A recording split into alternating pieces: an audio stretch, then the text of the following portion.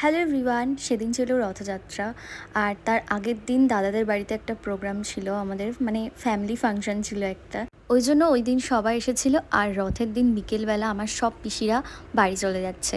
এদিকে টোটোর জন্য এরা দাঁড়িয়ে থেকে শেষ অবধি একটা টোটো পায়।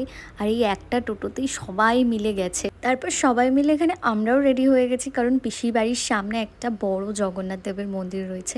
ওখানে রথ টানা হয় প্রতি বছরেই। তো আমরা এখন সেখানেই যাব। এদিকে এদের প্রত্যেকবারের মতন বদমাইশি করতেই হবে, আমাদেরকে বাড়ি যেতে দেবে না বলে আমাদের গাড়ির চাবি লুকিয়েছে শু ক্যাবিনেটে। মানে ভাবতে পারছো? এই যে চাবিটা না বললে কারো ক্ষমতা ছিল না চাবি পাওয়া। সোনা না চাবি কোনটা লুকিয়েছে?